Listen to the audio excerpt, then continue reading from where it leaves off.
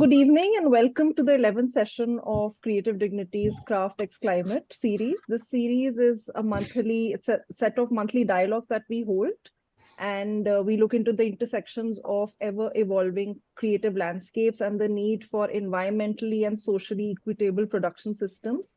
Together with experts, entrepreneurs, academicians, designers, innovators, we explore topics such as biodiversity, sustainable materials, emerging technologies, indigenous systems, all aimed at establishing the crafts economy as the green economy.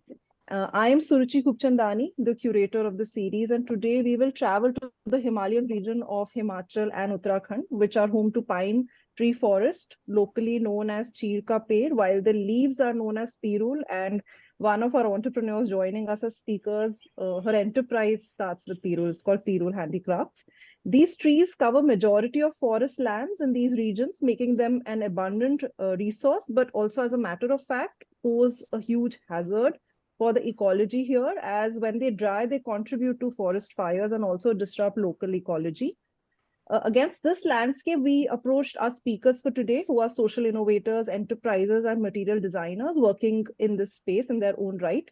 They work in this region and have achieved breakthrough of sorts in transforming this problematic resource into innovative products, designs, and energy solutions, working closely with the local communities to create sustainable outcomes. So a quick introduction before we begin. Our first speaker is Mr. Rajnish Jain. He's the co-founder of Avani Society, an Uttarakhand-based social enterprise that started in 1999 with a focus on traditional value chains such as wool, silk, along with fostering technology, as we will learn today, and farm-based intervention. Avani, under Rajnish's leadership, is leading initiatives to transform pine needles into sustainable energy resource since 2011, if I'm correct. Welcome, Rajnish. Thank you. Our next speaker is Gaurav Wali. He is an award-winning industrial designer and material researcher driven to investigate the intersection of current environmental and social economic issues through design. He led Project Cheer in Himachal Pradesh, which developed pine needles into a biocomposite material, which he will tell us more about today. And this material, very interestingly, has also been recognized as an emerging material by the Future Material Bank in Netherlands. Welcome, Gaurav. Hi. Hi, everyone. Good to be here. And our third and final speaker is Nupur Poharkar, who started Pirul Handicrafts with her sister in 2021. They collaborate with over 100 women of Kheti Khan village in Uttarakhand to craft home decor and accessories from pine needles. Welcome, Nupur. So excited to have you here. Thank you, Suruchi, for the kind introduction. Hi, everyone. And I welcome you all in what I think will be a very stimulating conversation, because I also think this is the first time pine needles will be investigated in one forum through the lens of diverse users and innovations. And we are very excited to have Ayush Kasliwal lead this conversation as a moderator for today. Ayush is a celebrated designer who is known to work at the intersection of craft, culture, and design. He is also the founder of AKFD Studio and Anantaya, brands that specialize in furniture, home accessories, large-scale installations, as well as textiles. He's also one of the founding members of Creative Dignity. Welcome, Ayush, and over to you. Hi, thank you, Suruchi. Am I clear? Am I audible to everyone? Yes. Yeah. Great. Thank you so much. So this is a really, really exciting session where we see what is around us and make the most of it. It is one thing to look at craft and making, but it's another thing yet to look at the resources around us that are available for free. And it's another thing yet to look at what is dangerous to the environment, reflect where it is. So it's really special because all three things come together in a very seamless manner almost. So firstly, congratulations to to all three very inspiring people who've taken this resource to do something using design, technology, material knowledge, and take it to the world. I do wish that more people see what you do and interpret it not necessarily in pine needles, but look at what else they have around them. And all of us have more than enough around us that is best put to use with creativity. So welcome everyone to this session. And I hope you're as excited about this as I am. So firstly, I'm sure many of you would have seen it, and they have a very distinctive smell. But I don't know how many of you know that this is not something that's native to India. You might have heard of this place called Kathgodam, which is almost the last station before we get to the hills. It's called Kathgodam because that station was actually meant, I believe, to harvest and get the pine trees down to the plains where we use extensively for, Rajnish, correct me if I'm wrong, for the turpentine, which is an oil that was used extensively in shipbuilding. But these trees found a very welcome home, as many people around the world have seen India as welcoming and home to many people. And this new species has kind of taken over the hill. At the loss of many other local trees that existed, but well, it is here and it's here to stay. So it's great that we're making the most of what we have around us. So Rajnish, you stay mostly in the hills, right? Absolutely, yes. And you must have seen this resource being used, extensively. And when was the first time that you actually saw this and said it's the problem, or you saw it and said it's a possibility? When was it that the journey kind of started for you? So that's a very interesting question, Ayush. I would like to actually correct you about Kathgodam. My understanding is that Kathgodam station was a exit for the native oak, which is hardwood, and they used in building, Mhm. doing building ships and railways and all that. Pine needle can't stand Mhm. the water really. Pine needle, sorry, I'm saying Mhm. pine wood can't stand the water really and the moisture. So what probably they did, and this is all, how strange it is, history. It's so near, and yet we don't know what happened about, let's say, 100 to 200 years ago. But then, because pine is much easier to grow, what I Mhm. understand, what I've heard from people is that the pine seeds were sprinkled with helicopters so that the forest could grow quickly, because Mhm. oak, which is the Himalayan oak, which is a native to this area, is very, very difficult to grow, very, very slow growing. Germination is poor and all that. So once the forests were taken away, they brought in pine because it was much easier to grow. Silviculture. Okay. Mhm. Having said that, the question that you asked about, we saw it as a problem actually. Problem is because it was actually destroying biodiversity. Everyone is familiar with that, but if everyone wants, I can very quickly, very briefly speak about how the forest fires are started by pine needles. uh, Yes, please. Please Yes, go I ahead. think that would set the context really well. so the context here is that, the middle ranges where we all live and work, some of us are living and working, are dominated by pine, which was not the case earlier, when we used to have the native trees like oak and rhododendron and many other species. But now, once Suruchi shares the PowerPoint, you can see that on the screen that on the forest floor there's only pine, and they're standing like matchsticks. They look beautiful, but they don't do much for. We can move to the third slide, maybe, Suruchi. Yeah, yeah, This one? this one. Hmm. Yes. So basically, what I want to show is that this is how our forests are looking now. And you can see a brown carpet of pine needles, because summers, the pine needles, the needle shaped leaves of pine trees, they fall from the trees, and trees are completely devoid of any foliage. And everything is very dry, and any trigger, whether it's a live cigarette butt, or a shepherd left a fire after making some food or chai or whatever, and the fire starts, and the fire is very quickly picked up by the wind and spread up the slopes. So basically that's how uh, any biodiversity that is trying to regenerate is destroyed every year. And what you see, the result you see, we can go to the next slide actually. This there should be a slide on fire. Uh, Sorry, you have the control now, Suruchi. Yeah, 1 second.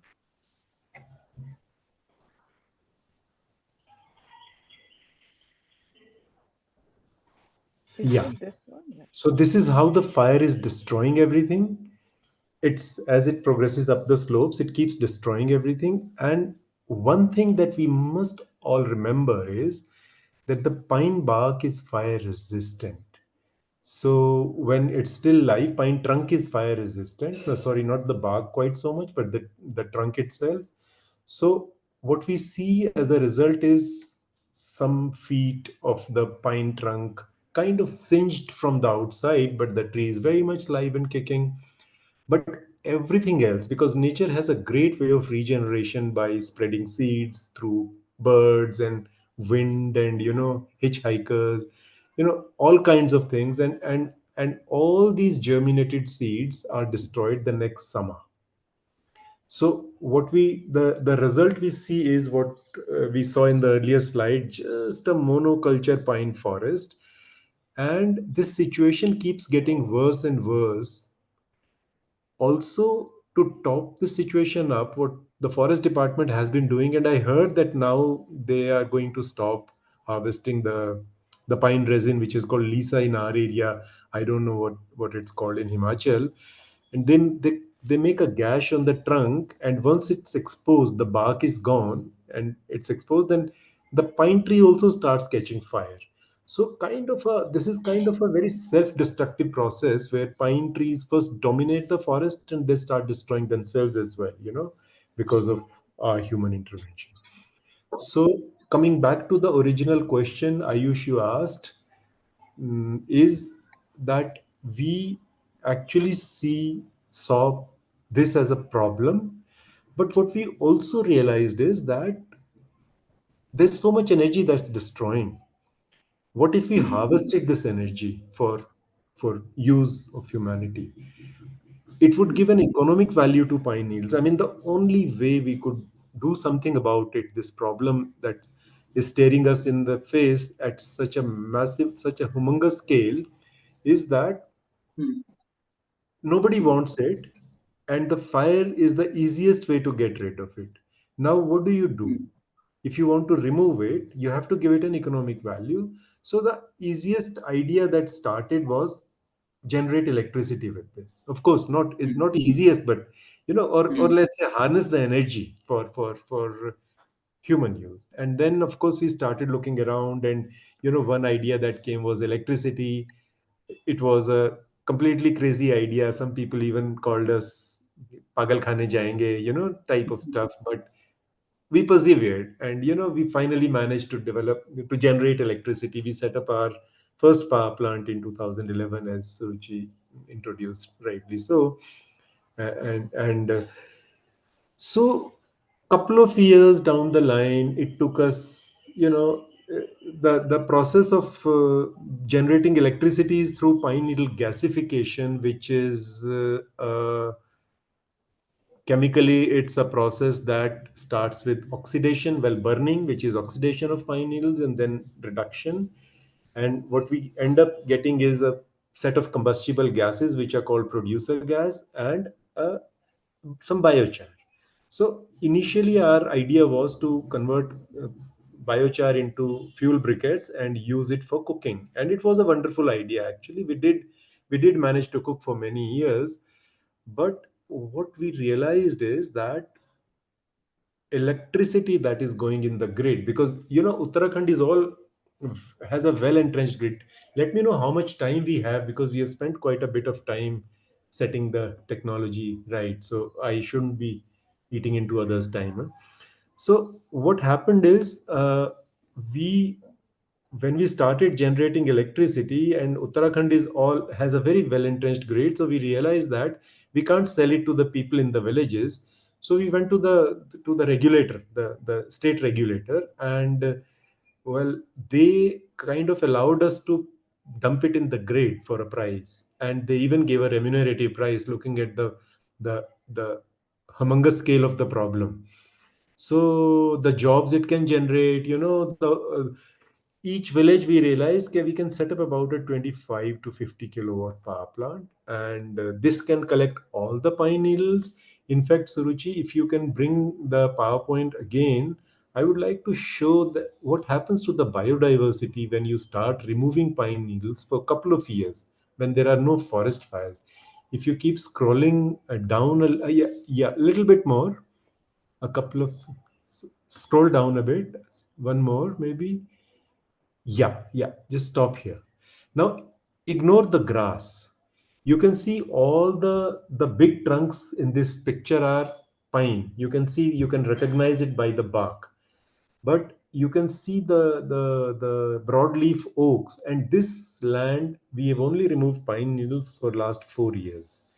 Now the point I'm trying to make here is that, and I want to connect it with the question that was asked, is that we saw it as a problem. Well, it can be used as a resource, but the resource has to be looked at in the context of the problem, because if we ignore the problem, then we end up doing cosmetic things like remove a bit of pine needle, do something with it, show the world that we can do it. But what we need to do is make the forest floor completely devoid of pine needles. That means pine needles need to be used as a massive scale.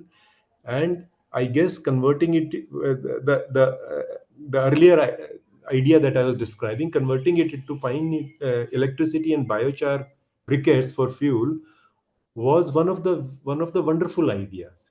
Now, what happens with the electricity is that the grid is very erratic. The whole day we have power outages, you know, every now and then. And when there's a power outage, we can't use the power, but we can't also upload the power in the grid. So it's a waste for the entrepreneur who has set up a power plant.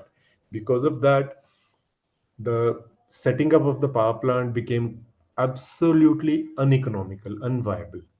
And I want to come back to that initial idea that I said, that we have to give pine needles an economic value. Otherwise, people just want to get rid of it by burning it, because that's zero cost to the person who wants to get rid of it.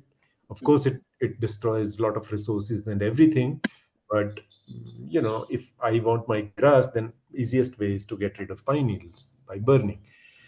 So we we realize that we are not going to go anywhere with generation of electricity and fuel briquettes, because people also feel that Uttarakhand, Himachal, everywhere there's plenty of forest and the fuel wood is perceived to be free, though there's plenty of labor going into it. So we didn't have a huge demand for these fuel briquettes, though they are a wonderful fuel. Half a kilo could actually cook one meal for the entire family of about 4 to 5, which is the kind of family size in the hills. So we had to reinvent ourselves, and we started looking at producing biochar for agriculture, because you see pine needles are highly combustible, and if you try to make biochar with the traditional technologies, you cannot. There's a lot of ash that is produced in making biochar, because it's a combustion that's very slow and followed by again reduction. But in the traditional methodologies, the combustion takes over. So what we actually reoriented our system to make very good quality biochar. Biochar is not only a wonderful material for improving the soil ecology, because it has high pore volume and high surface area that absorbs the nutrients and makes it, and moisture as well, and keeps making it available to the plant for whenever they need it, as opposed to when we give moisture and nutrients to the plants, they take some and the rest leach down, and they're not available to the plant after a few, you know after some time. So the documented agricultural productivity increase as a result of biochar in soil is almost twofold. So it's a wonderful material if when it comes to that.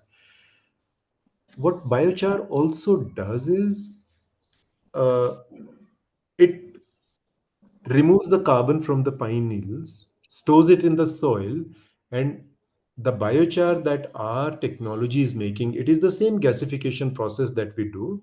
We are still producing electricity, we are still giving it to the grid, but instead of electricity being the main product, it's now a byproduct, and biochar is the main product.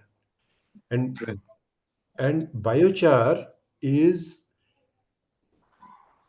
not only farmers want it, it's a wonderful material for carbon removal and storage, because once it goes in the soil and we have done, whatever tests that are needed, it stays there 1,000+ years, which means it's effectively removing carbon and storing it for a very, very long time, removing carbon dioxide from the air, contributing to climate change mitigation. So it's a direct climate action. So the reason we are looking at biochar is because we realize that farmers cannot pay a good price for biochar to put in their fields, at least not initially.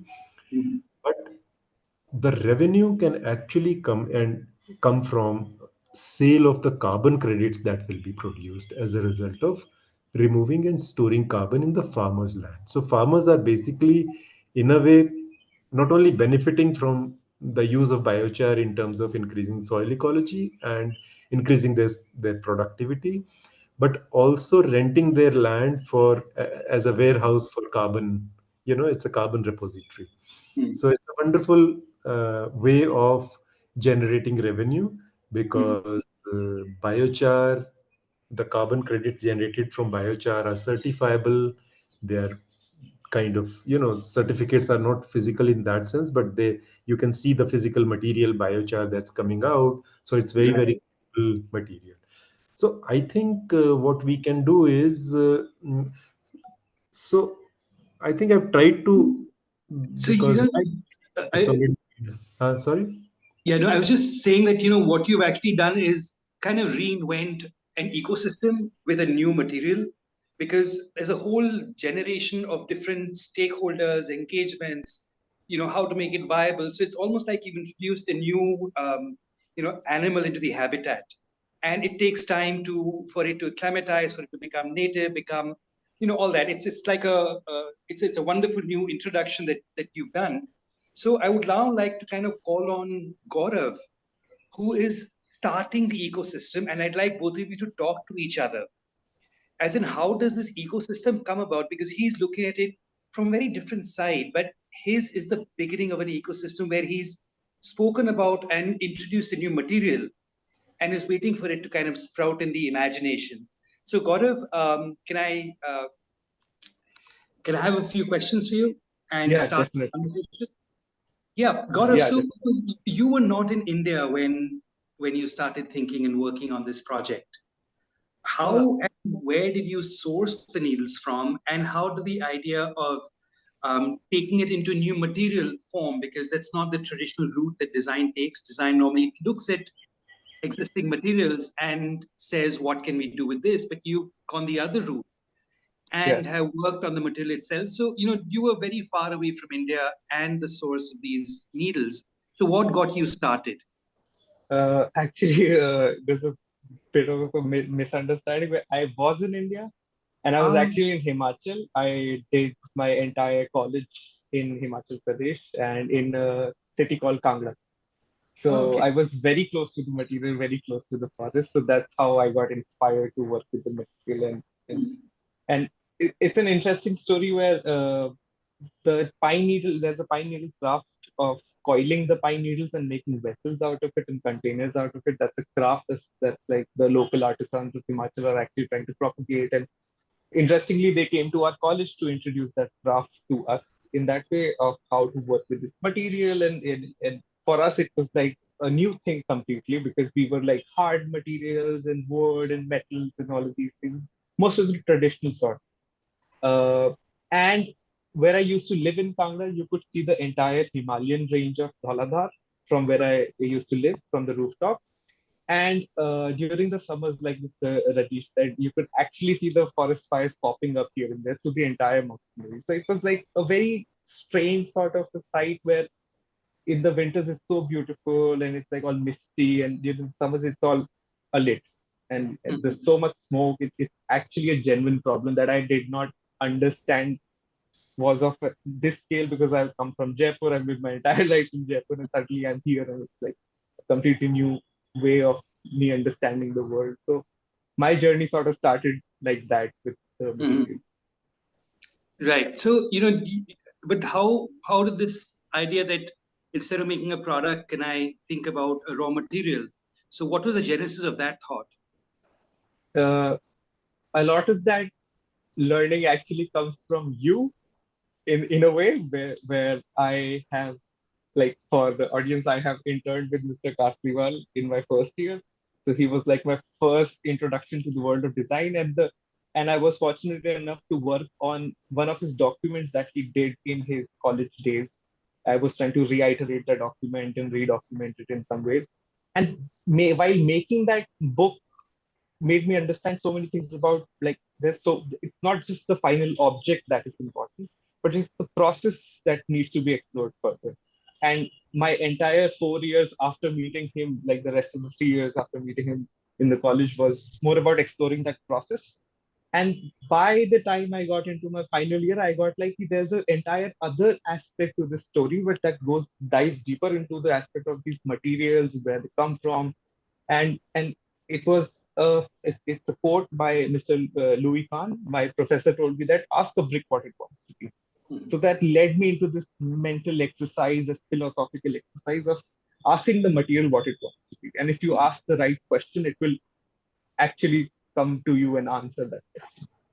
So Right. that has been sort of like my process. So, here I would like to have, you and Rajnish kind of have a quick conversation. So, Rajnish, Gaurav has just started off on a journey. Now, what are the one or two key things that you would probably ask of him or suggest to him as to how does he introduce something to a new ecosystem and, kind of make it sustain on its own? No, Gaurav, you have to.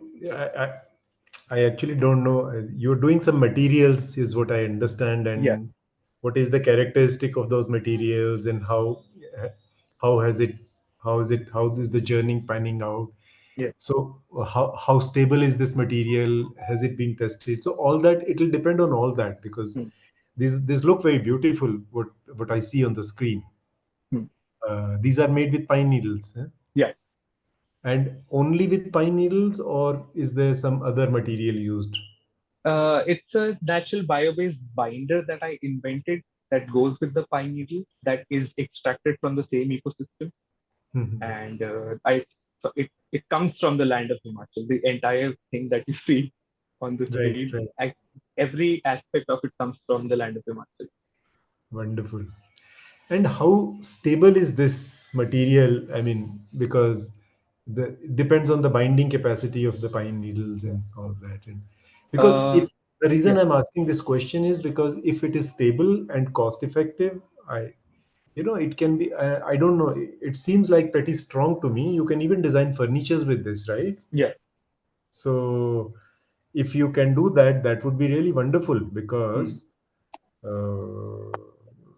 as I said earlier, Ayush, is that we have to look at solving this problem at a massive scale, because every hectare of pine forest, we get about 5 to 8 tons of pine needles every year.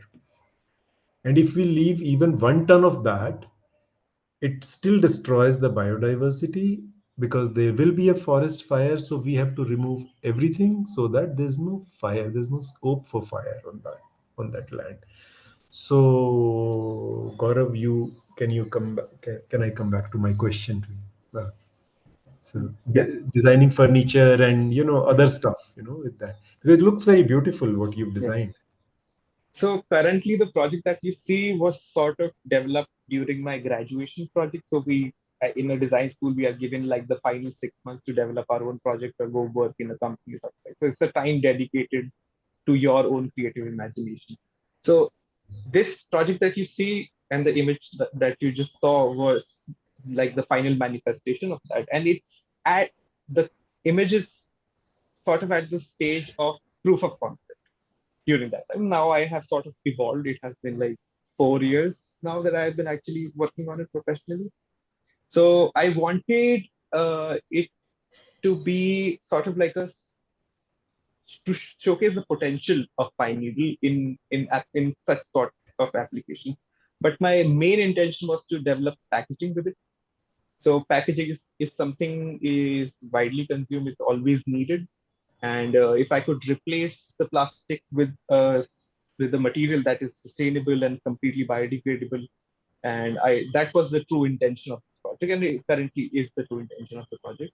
So I'm still working on it. It is patent pending, and yeah, I mean that was my entire approach. I mean that's what I'm working on, right? That's a wonderful idea, because packaging, the kind of packaging material that's going into waste, dump plastic, I mean, is amazing. And if it can be, one can start replacing it with that, with Yeah. the packaging from pine needles. We are not only getting rid of plastic, but we are not only getting rid of forest fires, Yeah. but also getting rid of plastic. So yeah, I mean the problem of a place how can it contribute to a larger context? That was my holistic view on this, where it employs the local people, the native communities. It uses the native material that can actually propose solution to a global problem. So I wanted it to be like that big. Uh, Wonderful. but yeah, that was my intent with this project. That's actually fantastic. Because we start off with just the raw material. Now we start off with a material that Gaurav is working on. And I would now like to call Nupur into the conversation as well, because she's working very deeply with the local community. And in the sense, taking care of the material, the wastage that is there around us, the pine needles, and also combining a very strong element of working with local skills and crafts. So Nupur, how did your journey start? Could you just give us a few insights into that? Sure. So I was placed in this village called Kheti Khan during a fellowship called SBI Youth for India Fellowship. So it's a fellowship for rural development. So I was placed for 1 year in this area, and I wanted to do something for the development of the community. So whatever there was in my capacity. So I was looking around for the resources that what could be done, and that was also time of COVID. So many men had lost their jobs due to COVID, and there was a financial crunch in the village. And mm, so people were mostly demanding that let's work on livelihood.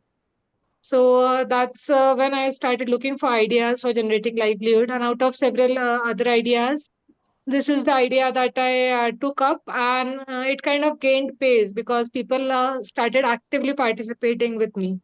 And the resources that needed to create a project were very limited resources were needed. All I needed was a thread, a needle, and I had to train a few set of women for this. So with the limited resources, this was the thing that I could do, and women were very responsive to it. Not initially, but after a few months. So that's how I started the project. So it is a traditional craft also, correct? Like it's No, been no. done traditionally. So it wasn't an existing craft in the area. This was a completely new idea to people here. Mhm. So even the concept that something could be sold out of what they call waste was new to them. So Mhm. convincing them was a bit difficult initially, but Mhm. they would start it as a hobby. Mhm. So as I started doing it, 2, 3 girls joined, and then as they received their first order, other women also kind of joined, and then they kind of thought, okay, yes, this can be done. So And even how do the you go cloth about can be starting to sold. market this? Yes. How did you go about starting to market this? What are the markets that you took this to? And when you took it to the market, did the fact that you're working with pine needles, which are an environmental hazard, working with crafts, how strong was that in your narrative? And did it help you in selling the product? Yes, it did. It did significantly, especially while approaching the corporates for corporate orders. So this narrative and the whole narrative of livelihoods, this was very helpful. And apart Right. from this, we also sell in exhibitions. In exhibitions and stuff, I think more than the story, the product sells. Mhm. But story has an impact while it comes to gifting and stuff. Right. And Yeah. has this craft spread beyond, your own enterprise also? Like, have people started using it Yes, for themselves? yes, And yes. yeah, Yes, great. even the local people have started using it at their homes. Hmm. And there, I can see now there are many other enterprises that are coming up in the regions nearby using the same pine needles. Right. So, what was the training that you had before you started this enterprise? Have you been an entrepreneur earlier as well? No, no, Like, no. I have a completely different background. I am a veterinary doctor by profession, but I wanted to explore something in the development sector, and that's why I took up the fellowship. So right. just out of my interest, I tried. I am otherwise interested in arts and arts, craft, painting, and stuff. Right. And my sister is a designer who is also my co-founder. Hmm. So I was constantly in touch with her during my fellowship. And so she suggested me that maybe you can try out some crafts out of pine leaves. And Right. later on, I also experienced the forest fires and everything. And Right. So what you're doing is actually a value-added packaging, you know, product, because I think that's what a lot of the corporate orders also increase, are boxes and packaging. Is that a big no, part no, of what not you not do? exactly. We mostly make home decor stuff for the retail, and for corporate gifting, we make stuff like tableware, tea coasters, and Mhm. pen stands, stuff like that. Right. And currently, how many women or is it only women or men also? How many people are working with you? No. At present, we have around 100 women working with us, and all are women. Only there's one man who is a husband of one of our artisans who is helping her. Otherwise, all are women. Right. And in your case, all the collection of the pine needles is also done by the women, or is there a Yes, yes. separate network? No, no, it is done by the women itself. Right. Now, I want to kind of loop back to what Rajnishti has been doing. Now, the key to all the three things that we are talking about is actually the collection part. As in, when we collect it, who collects it, is there a value?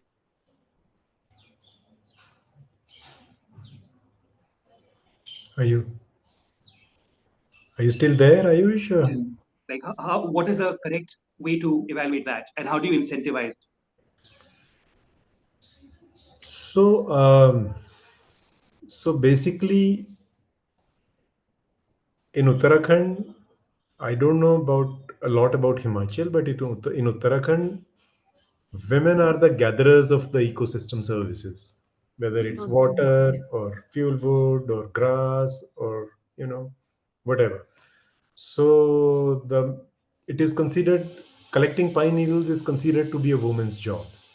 The only Mhm. difference here is that earlier they were doing free labor for the household, for the homestead, but here they're actually getting paid for it. So that's a Right. big incentive for them to actually collect. And Mhm. if you connect it back to my earlier statement of giving them these pine needles an economic value, there's a scramble for in the season. There's a scramble for collection. I mean, women love it. They start asking us when should we start collecting. Mhm. That's that's the story. And that was your question, right? What was? Yeah. Like, what is the value you give? Like, how much money does a woman earn in a day's work, say, for example? So basically, what happens is that they end up earning quite handsome amount of money, and they have their own working hours Mhm. because summers the days are very hot, even in Uttarakhand. I mean, working doing this back breaking work in the in the harsh sun is very difficult. Mm. So they come early morning, say about 5-ish, and they finish some work by about 9. Then they go back home, rest. Mm. They come back again in the evening. They end up Mm. making 400 to 600 rupees every day. That's That's pretty good. That's very 5 to 6 decent. hours work. Yes, yes, Right. absolutely. That's very Right. good. That's why I said there's a scramble for Mm. correct collection. Everyone wants to do it. So initially we were a bit scared because people thought people women do collect pine needles for their cattle bed, but that's like whenever they need, and the needs are very small for that. But Mm. every day collecting couple of 100 kilos is quite a task, Correct. and Right. they but I think that incentive of earning cash in Mm. that Mm. short period more than Manrega wages is a Right. quite good incentive, Right.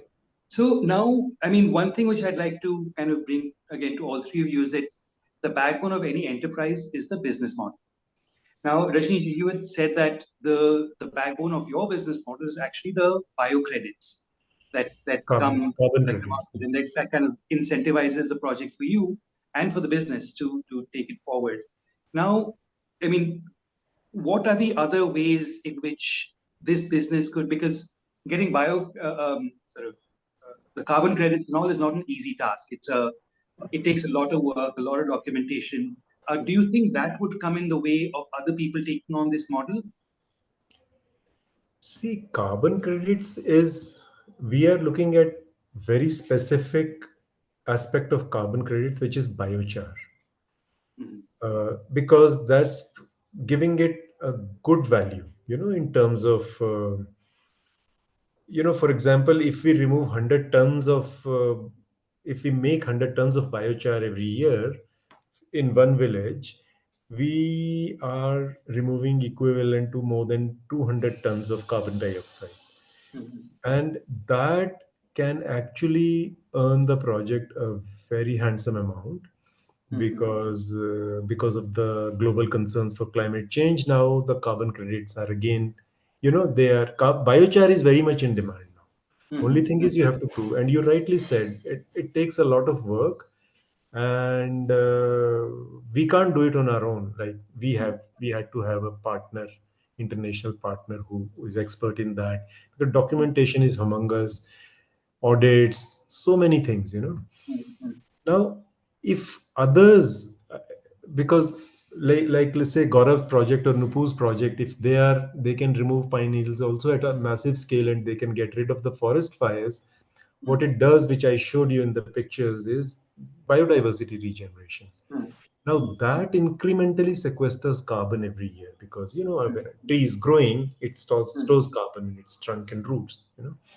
And one can look at that also as a form of carbon, claiming carbon credits, but that's a much more complicated process. Mhm. So in our case, what it is doing is it is increasing the quality of our credits, because Mhm.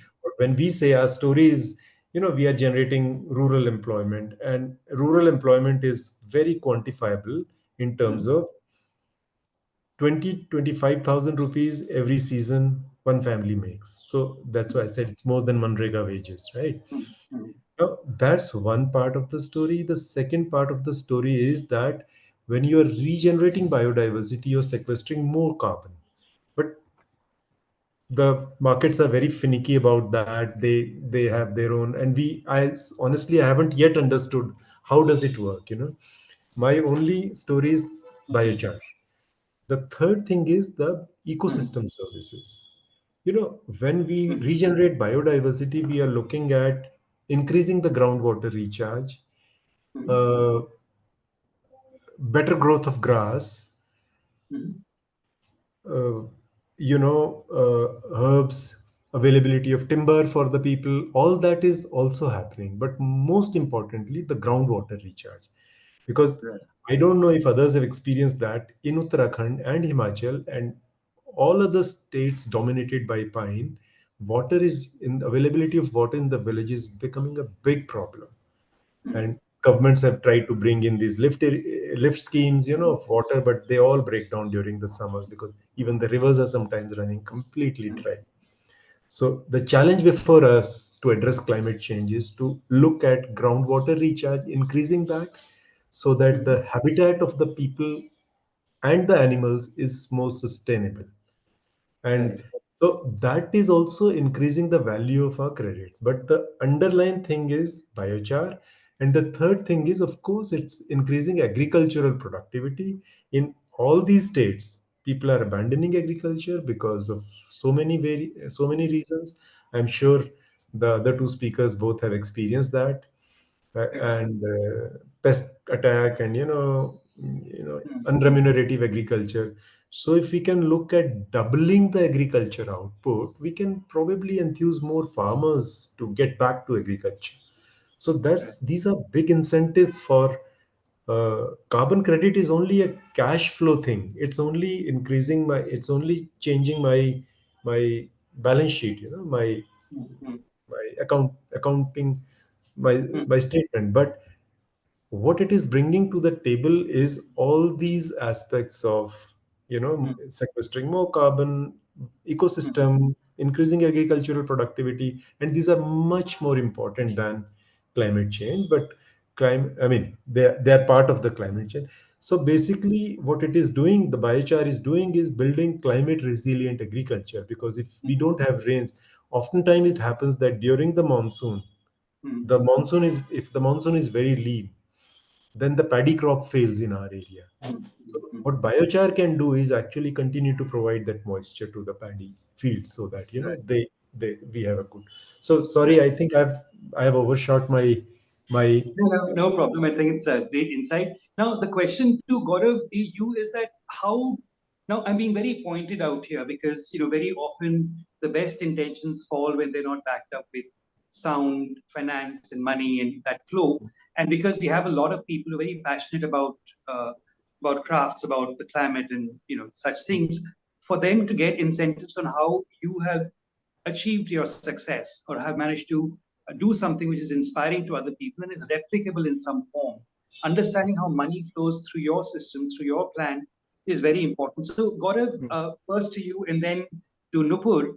Um, what is your financial model? How do you intend this to sustain you, your enterprise, and further on become something that other people want to emulate? Because the best way to achieve scale, at least in India, is to get other people to copy the model.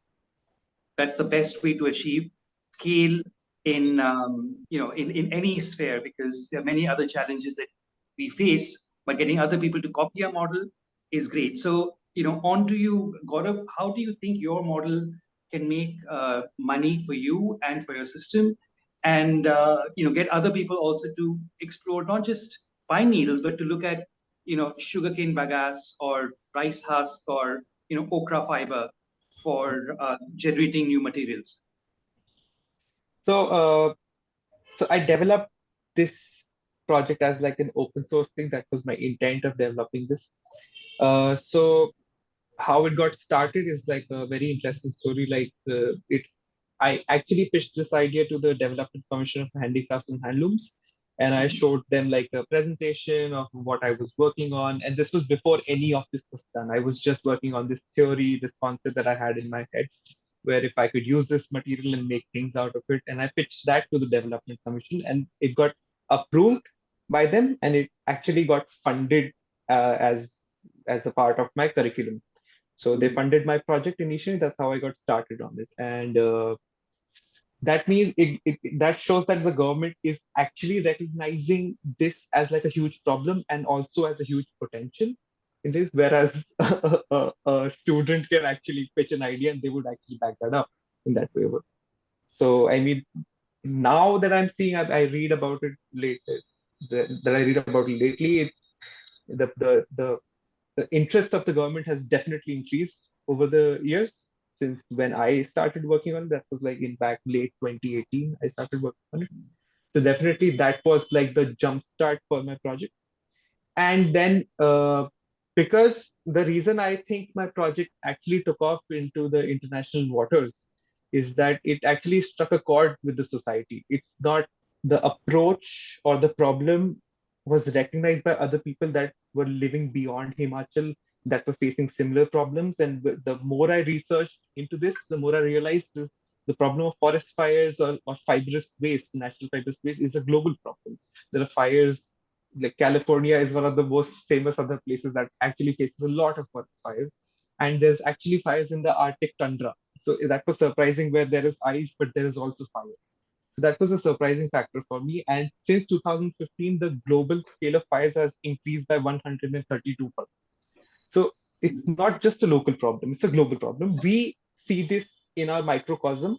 And then I realize if I relate this problem and pitch a solution that is open-ended enough and open to interpretation enough, that people can bring in their own perspectives and their own experiences within this model, it would generate tailored solutions for problems that are similar in nature, but the solution can be tailored accordingly in all over the world, not just in Himachal or in Uttarakhand. So would such exercise necessarily be funded mostly by donors or governments or such things, or do you think there are other revenue models like royalties or supply of materials? Like, what are your thoughts?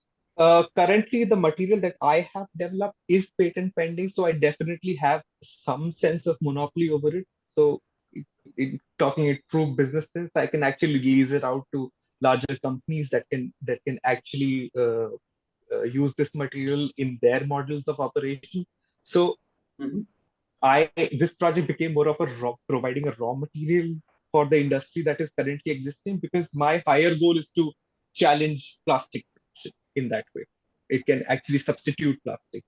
So Right. the material that at the stage it is at right now, it can actually be replicated through plastic production models. So it can actually be injection molded, it can be formed, it can be blown. So I Mhm. wanted to make a solution that is more approachable to the traditional industry. So that's why it shouldn't feel as alien as like coming up with this material, this size. So that trust about, because the biggest problem is like how will this is the material, but how will you produce it? Right. So And how has the industry seen? Has it been enthusiastic about your product? I'm talking about the plastics industry. uh, What has your experience been on that side? that the when I released this project in July 2019, in 2 months, I hope I'm not breaking any NDAs, I have been approached by few of the largest companies that I did not imagine as a 21-year-old that they would come up and ask me about my material and help and ask for my help in integrating that into the system. I have had Titan, Tata come to me. I have had Lancome, the cosmetics industry. I have had Kia come to me. I have had Renault. So it's actually like a very booming industry in that way. And I have had the privilege of catering to their desires and their wants, and they also recognize this as like a huge contributor to their current model. So Mhm. that definitely it has a huge potential that way. Yeah, awesome. Yeah, thanks, Gaurav. And I think it's very inspiring to see the your journey, and also quite nice to see that the world is actually waiting to see these things Yeah. happen. So it's a great time to design and innovate, Hmm. because I think that's really what the world wants and is looking for, and now has the commercial structures to actually make it happen. Hmm. So now, so Nupur, I had, the same question for you, as in how does your financial model work and how do you think you'll scale it up and what are the possibilities you see? Yes. So our products are mostly into home decor and fashion accessory space. So in home decor, I see there's increasing trend of eco-friendly materials and products made out of eco-friendly things. So for us, I think we can easily scale. The problem is mostly not the market. The problem is the supply chain. So the rural supply chain is very difficult. We have a lot of constraints like traveling in hilly region, transportation of the goods, everything adds up to the cost of the products. So optimizing the supply chain, I think, can be a good solution to optimize the costs of the goods that are produced in the hills. A lot needs to be done in that respect. And we have enterprise employing 100 women now. So to cater to the demands of the exports, because exports is a good market for such products. Mostly European markets, there is a huge demand for the products made out of materials like this. And pine needle is a comparatively new material. There are not many products made out of pine needles. Uh, these kind of crafty products. So I think there's a good market in that space, and this model can be easily scaled up. Right. And do you see some level of mechanization that you might feel would help you? Yes, And do you see yes, any? yes. I do feel mechanization can help if it can help speeding up the process, because raw material is not the problem. Raw material is very cheap for us. So the major cost goes into the labor intensive work, and if the women are able to produce more of the products in a day with the help of maybe some machines, there are coiling machines available for materials like jute and thing. But for pine needles, if there's a machine like that, that would definitely help. Right. So, the my perspective at asking, all three people the question, and this is addressed to the larger community that's participating in the webinar, is that here the perspective of taking something out to the environment and that being the priority and doing whatever it takes, like what Rajnish has been talking about, the gasification and turning it to char, that, if scaled up, would somehow be able to address the challenge. If these big corporates and people start using pine needles to replace plastic in whichever form they can, that also starts becoming a big way to extract this material from the environment. And also what Nupur is doing, if we are able to hit the scale and the numbers, then the real problem, which is of the pine needles and of the pine trees, starts getting addressed. So it's kind of like anything and everything that can be done to take care of this problem. Now, Rajnishi, coming to the other thing. So, it's that proverbial thing of, needing to close the tap when your tub is full. What are the measures that are being taken to, I wouldn't say prevent the growth, but to control the growth of pine trees? Are there any measures being taken? Because jitni pine trees रहेंगी उतना ही pine needles आएगा. So, are there measures being taken to control the growth of pine trees as well? See, my experience of all these years is the only measure is to remove the pine needles, because nobody should play God in terms of controlling the growth of pine trees. The reason is very simple. There are some people talking about cutting the pine trees and planting oak, but that's a pipe dream that nobody has seen realize, uh, you cut, I mean, this will be mafia raj, everyone will start cutting pine trees and there will be no other trees grow. You show me the growth of the oak forest that forest department plants every year. Zero. So basically, what we have seen very clearly, and I'm reiterating, I show you a slide also. That slide is, we are going to take another slide after the grass is cut so that it's more clear what what is the growth of the other trees. If you remove the cause of the forest fires, the forest start regenerating itself. You don't need to do much. This is my experience, having lived in this forest for 25 plus years. Right. So pine needles are pretty much here to stay. So, more No, part I mean, you can't cut down the trees. I mean, you can't, it's like, it's basically throwing the baby with the bathtub, bath water, you can't right, do that. I mean, that's, right, that's an untenable solution, you know. right. So I mean, the question was not really cutting down, but preventing further expansion of the forests. So, I mean, I do Or not think there is preventing such the, a thing. sorry for interrupting, but preventing the destruction of what is regenerating, what is trying to regenerate. Because nature is amazing. You know, birds bring seeds, wind brings seeds, how, the dispersal mechanism of the seeds, the animals bring seeds, monkeys, they eat a fruit, and the monkey shit brings those seeds, so they all germinate. Our task as a society is to let them grow after they've germinated. The fire is destroying that what is germinated. And if you go into a forest, into a pine forest, just before the forest fires have started, let's say April, you'll see plenty of stock that's trying to grow. But then fire comes and destroys everything.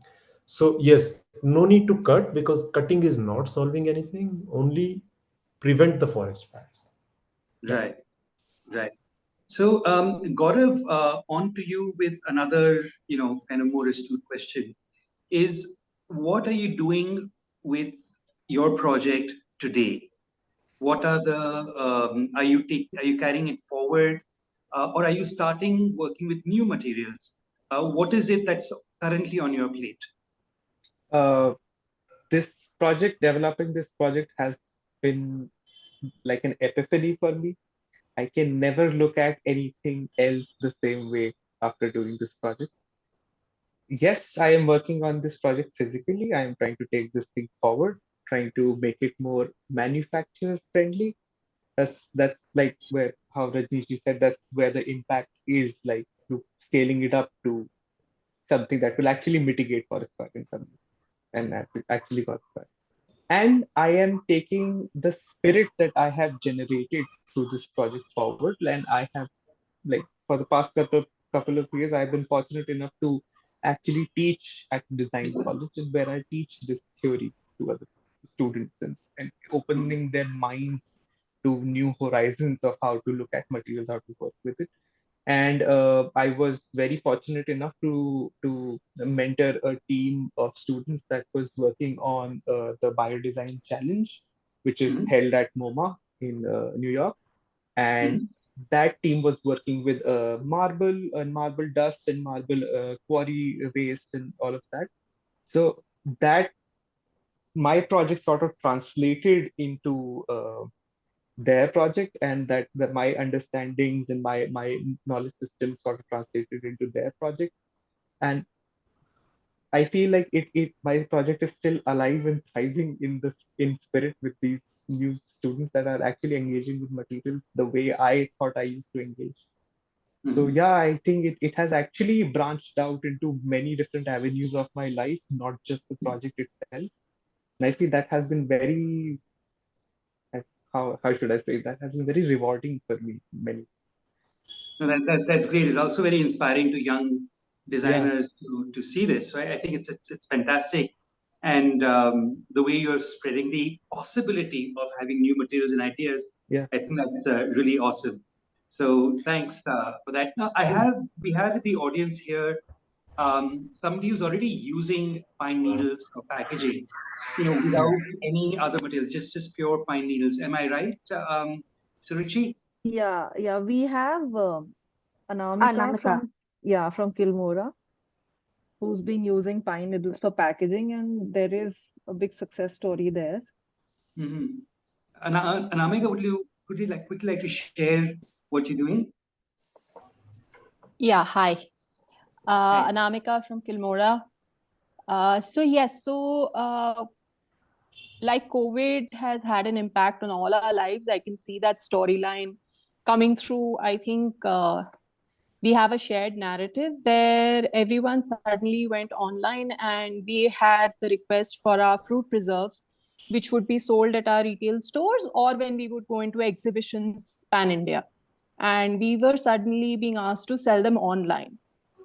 And our intent was to start minus bubble wrap, Mm. because once you go down the easy route of packing in bubble wrap, and uh, the comfort of using that, which has a surefire case of not breaking, then going back to something which is a little more labor intensive or difficult to do would have been challenging. So right from the word go, we started with pine needles. It is used traditionally all over Uttarakhand and Himachal when we are transporting fruits. So during fruit season, you will see the crates which are layered with pine needles, and they provide a fantastic cushioning for some of the most delicate fruits like apricot, plum. And I just tried to translate that into using it for our glass jars. So it's the glass jar is laid on a bed of pine needles, which is then laid on repurposed cardboard. We have enough packaging and more that is being thrown away, even by shopkeepers, lots of people in the area, and we collect all of that. The women buy it. We reimburse the women for the pine needles as well, and we ship them pan India. Oh, that's fantastic. Yeah, about 5% breakage so far. That's a pretty impressive statistic. So that's again a great, it's the common thing between all four of you is the fact that you've looked around yourself for creative solutions. And I think for all the other people who are in this session, just if you just look around and see what are the possibilities around us that that have any impact whatsoever on the climate, because that is one thing which is become one of the most important issues, at least for I wouldn't even say my generation, but the coming generation. And things like climate anxiety and other such issues are becoming very well documented things. So I think this looking at our environments creatively is a very important thing for us to do.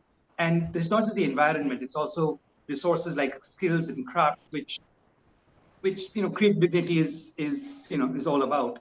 I would quickly like to take on some of the questions that have been asked. So can I do that? And these will be specific to people, and then we can open it out to the audience if you have the time. Can I do that, Suruchi? Yeah, please go ahead. I think a couple of them have been answered, but yeah, whichever haven't been. So one of the first questions was actually about has the process of biochar does it go through some sort of an approval process, like this is acceptable, not acceptable, like and is that technology acceptable to other parts of the world, like in the sense pine needles are not just a problem in India, they're a problem in many other parts of the world. So is it technology that can go around the world as well? So basically, biochar needs it needs certification. Okay. Now that certification requires testing your biochar in accredited labs. We've done our testing, and it's high. So basically, it needs to be tested for its stability. How long will it stay before decomposing? Because every material eventually does decompose. So this biochar is stable for 1,000+ years. So that's really important to understand that which means actually it's effectively removing carbon from the air and storing it. Other question was there was another part of this question, right, Ayush? Uh, One was testing. There was another part of your question I forgot. Which you can you repeat that question? So one you answered already, that it has to go through a number of tests to be certified. And also the second part of the question was, is the technology such that it can be taken to other parts of the world? Right. So I just remembered this. That's even more important. Actually, the technology is very. See, gasification as a technology for producing biochar is accepted worldwide because that's the most eco-friendly technology for making biochar, because you don't let out any flue gases in the atmosphere, which are like non-CO2 polluters. You use that for generating electricity, and what goes out of the engine is very little pollutants in the atmosphere. Of course, when we breathe, we still let out pollutants. So the important thing is that our technology is producing biochar pine needles with any other traditional. I think I did mention this in the beginning, but I'm repeating it. Pine needles, to produce biochar out of pine needles, it's very difficult. Using any kind of traditional technology, because when you set this material to fire, it just tries to go off, burns very quickly before you can start reducing it. But in this technology, it not only controls that whole process and produce, like our biochar production is almost 75, well, 76% of the material that is fed in the system. Sorry, 33% of the material fed in the system, and it has a 76% carbon content in it. And so it's very, very good quality biochar. If you try to make biochar out of pine needles, you mostly what you get is ash, which is kind of self-defeating. So this particular technology is very well placed for converting this difficult to handle material into biochar, which is of high grade, high quality. Yeah, I hope I've And do you answered this own the question. technology? Is this technology that is We patented, or we is we that own the something that, technology. It's patent pending. We have, yeah, it's what we have done for. and you see international markets also for this? Oh, yes, there's plenty of interest internationally. The only challenge right now is that this is an expensive piece of equipment. You saw a picture of that, in Yeah. and there's, so across the geographies, I think Gaurav already touched upon that. I'm not going into tundras, but, look at South Americas, the Andes, exactly the same problem, as massive a range as the Himalayas. Of course, the Himalayas, many multiple countries, Nepal, Bhutan, our Yeah. country, Pakistan. There has been interest even from Pakistan, So, unfortunately, we can't do business with them right now, but there has been a lot of interest. So, Africa, parts of Africa, many parts of Central Asia, which are Right. dominated by pine. So pine is only one thing. So just to mention quickly, take half more minute here, is that you can even use this technology mm, for making biochar from coffee husk. Okay. So you people are using coffee husk for drying coffee, and that's a very polluting process. But if you can bring coffee husk into the gasification system, our system, and it will not only give you gas, which you can actually use to dry coffee beans, but also bring your biochar back into the coffee bushes. So it's a complete no zero waste cycle. You're Yeah. not throwing anything at any point of the value chain. Yeah. Right. Well, that's really fantastic. And here, when I talk about international, the reason why I talk about it is that climate problem is one thing which is not local. We can never look at climate as in, India mein ho raha hai, ya kahin aur ho raha hai. It's something that we as a whole planet are dealing with. So to find solutions that don't answer our local problems only, but hold potential and seed for the entire world to look at this is also very important in all these initiatives. So again, this is to all the other audiences that when we find solutions and look at local, which is great, which is absolutely fantastic. But at this point, especially in the climate narrative, to look at something that spans the globe and opens up possibilities in other parts also. Not that they have to do what we're doing, but to look at similar routes that might work for them. So, with this, I know we don't have that much time left, but if there are any other questions that the audience has, please do share them, and I'm sure the panelists will be happy to answer.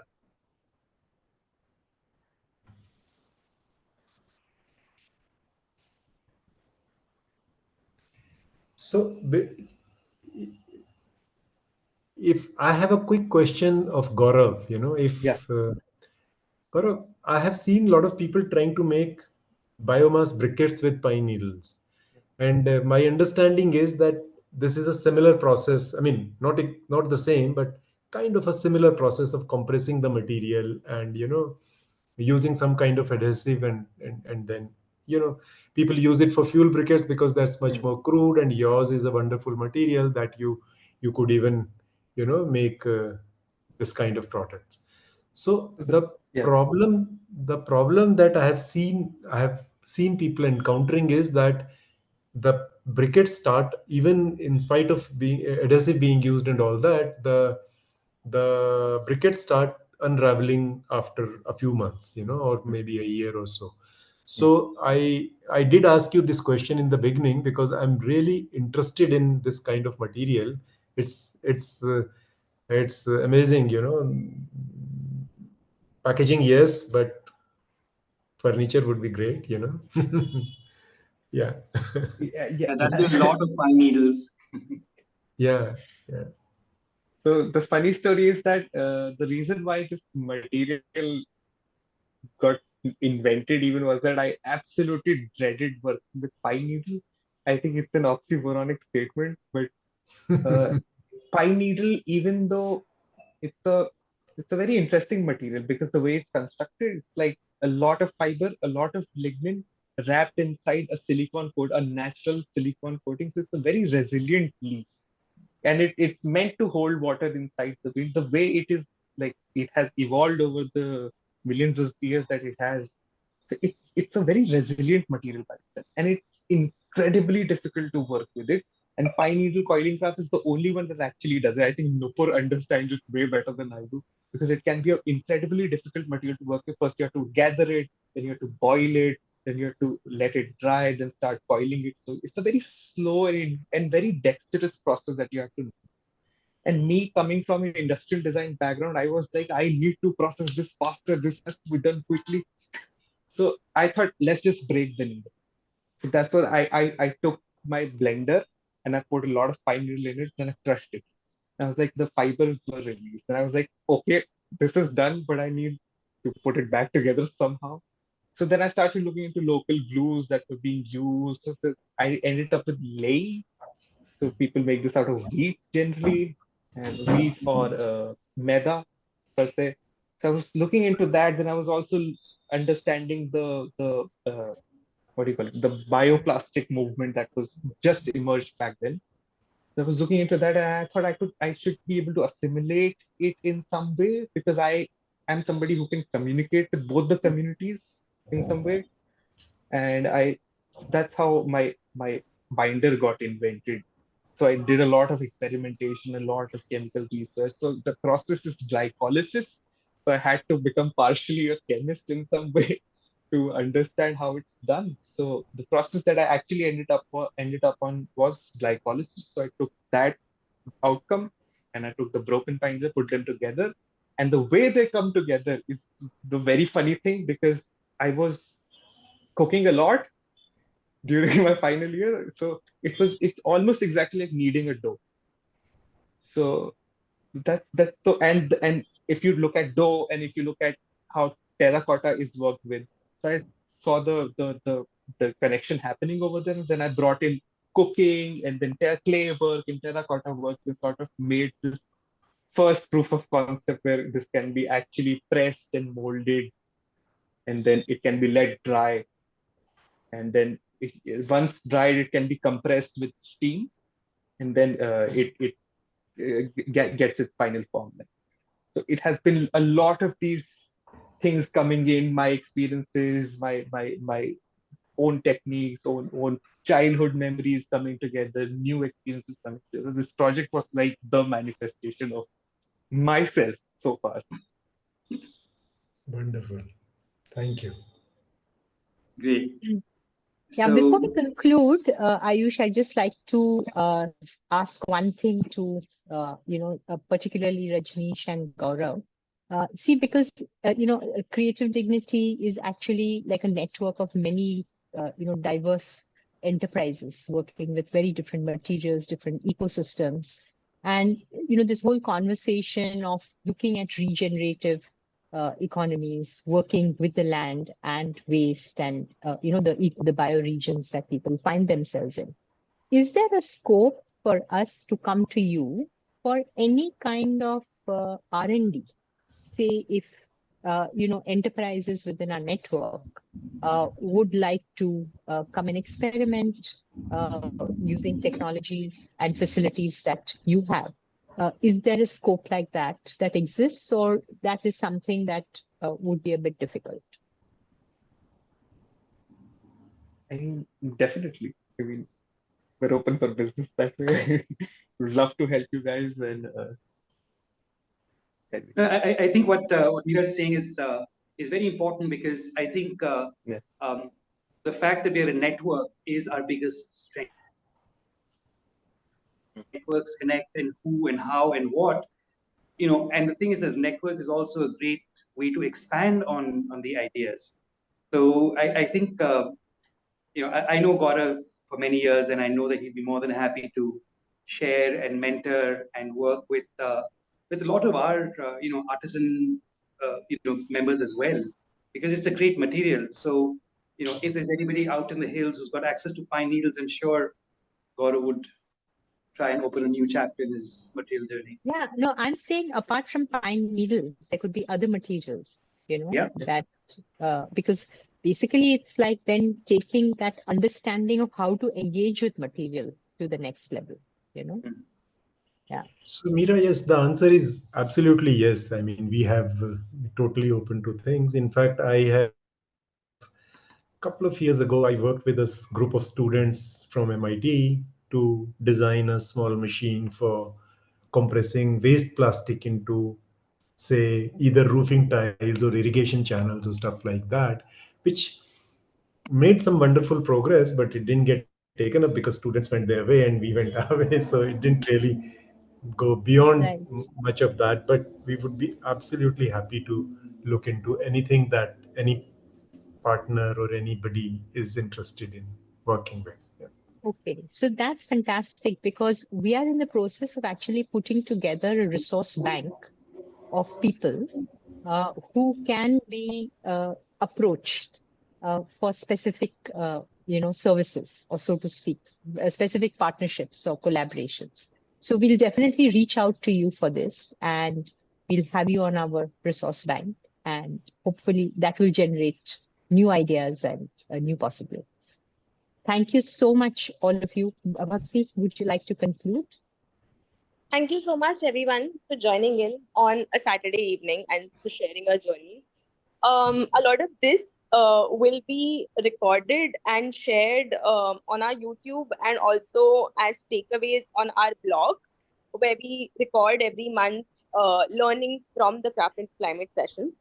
So that's where you'll find a lot of this. And yeah, just thank you so much. Thank you for sharing all the insights, experiments, challenges, and learnings with us. And thank you, Ayush, for really bringing all this conversation forward and bringing out all the details. Thank you. Well, thank you guys for organizing a good meet. I'm really happy to meet young people here. And Nupur, since you are very close to our area, you must visit us sometime. Yes, I would love to. I have been hearing about Avani since 2-3 years, and I have been meaning to visit your place definitely. And It's it's a very like fascinating project. one thing I did not get to mention, like before I was doing this research for my project, Rajnish's work was one of the first thing I discovered, and that sort of inspired me in a way to work with this material, because I saw if somebody can actually achieve it, I can also, like, he sort of led the way for my project to come to fruition. Yeah, I'm and glad to also hear that, Gaurav. I also want to add that the pine needles is not the only thing that they are addressing. When I visited Avni, they're also creating dyes from this invasive species called Eupatorium, right? Eupatorium, my Yes. shirt, indigo. Well, we are Yeah. working with a lot of farmers on indigo actually. This Yeah. shirt I'm wearing is actually made from the indigo grown in the Himalayas. Not made, Lovely. dyed with the, yeah. Wonderful. So, yeah. Great. That was a lovely session, even though fewer people attended than we were hoping. But yeah, we're going to share this on the YouTube, so hopefully it will reach more people. And thank you, Ayush, for that wonderful moderation. Thank you, Suruchi and Bhakti, for putting this session together. Thank you, everyone. Great to reconnect with you, Meera. Yes, Rajnish, definitely. We will be reconnected. Yes. Okay. Thank you. Thank Bye. you so Bye, everyone. Thank you, Thank you so everybody. much.